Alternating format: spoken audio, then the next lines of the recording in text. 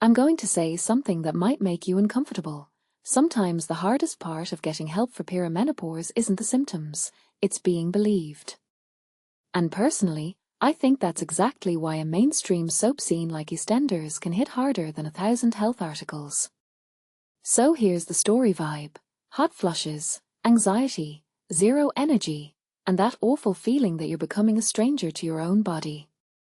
In my opinion, that's not just a feeling a bit off, it's a quality of life crisis, because you're dealing with sleep problems, mood swings, and daily functioning all at once.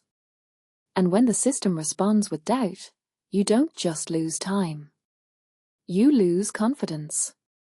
I remember sitting in the GP appointment thinking, okay, I'm not imagining this.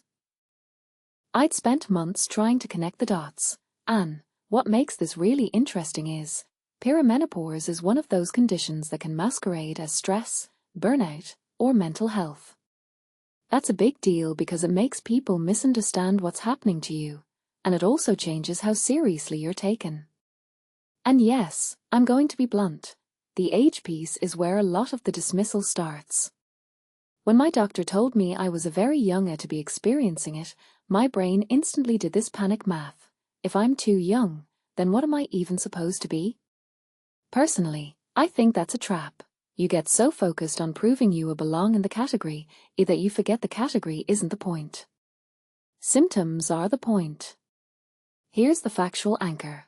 Menopause typically lands around the early 50s, and perimenopause can begin several years earlier, sometimes up to about a decade before the final period. But what many people don't realize is that the average and your lived experience don't always match.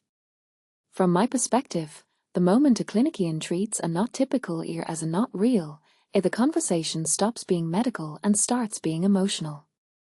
Now, one detail I find fascinating is how the uncertainty can make you feel worse even when it's the only doubt. For me, the doubt didn't calm me down, it fueled anxiety.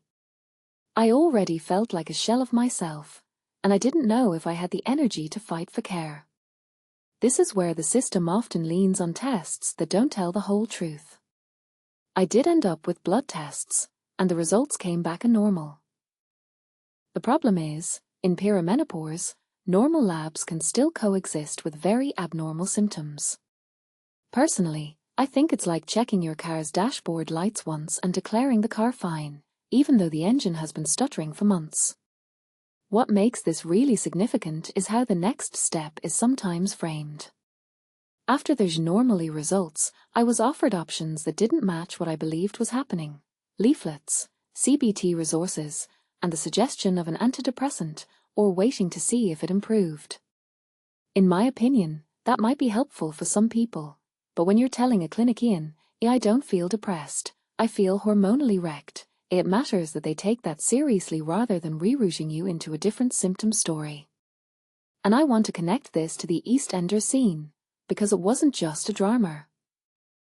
It was recognition. Honey Mitchell goes to the GP describing irregular periods, mood swings, sleep trouble, then hears magnesium and vitamin advice, while she looks desperate. Personally, I think soaps do something documentaries sometimes can't.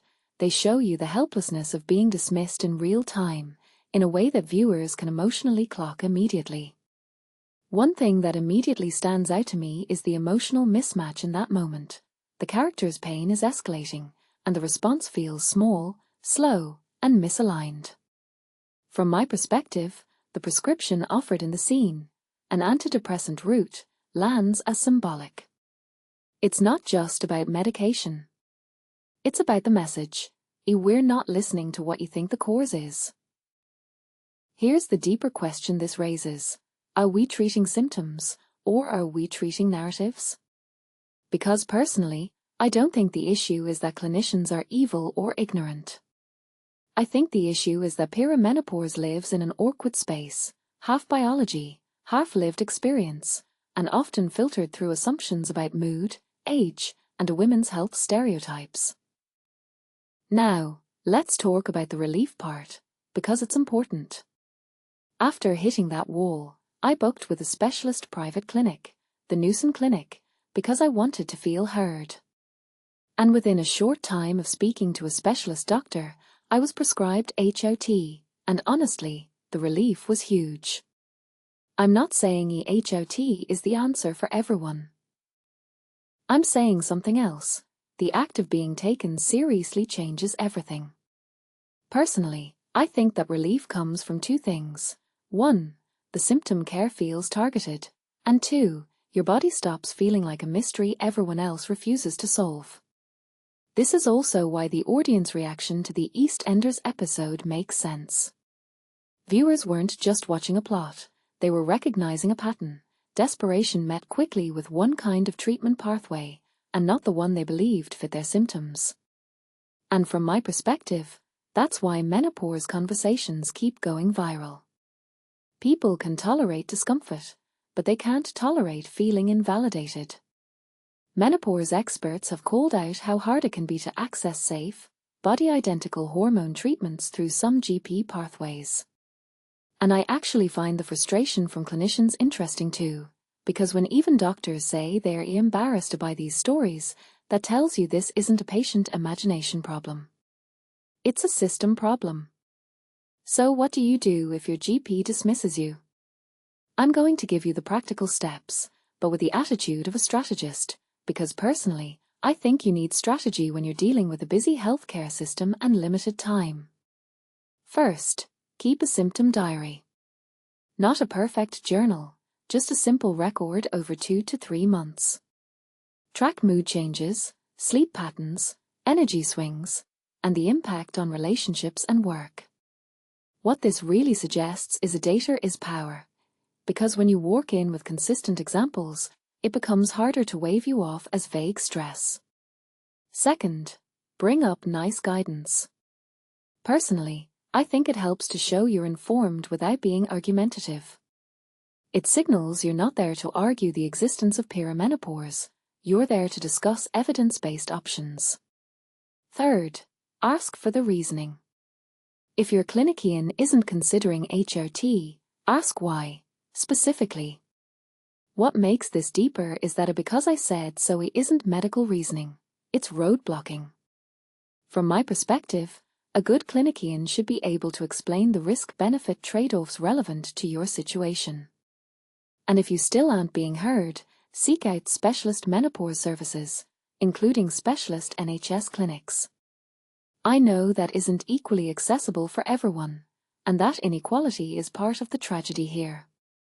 Personally, I think none of us should have to pay to be treated like our symptoms are real. Here's the bigger trend I can't ignore. Public awareness has improved, partly thanks to celebrity-driven storytelling and documentaries, but access hasn't caught up. We've gotten better at talking about menopause, yet we haven't built a consistent care pathway that meets women where they are. And that gap, between awareness and action, is where frustration grows. So my takeaway is this: your symptoms deserve a serious conversation, not a default detour. Personally, I think the goal should be clarity, not contention, clear options, clear explanations, and treatment that matches what you're actually experiencing. If you've been dismissed, let me ask you something. What did your appointment response feel like? Comforting uncertainty, or a shut door? And if you have a strategy that helped you get taken seriously, I'd love to hear it, because we shouldn't have to do this alone.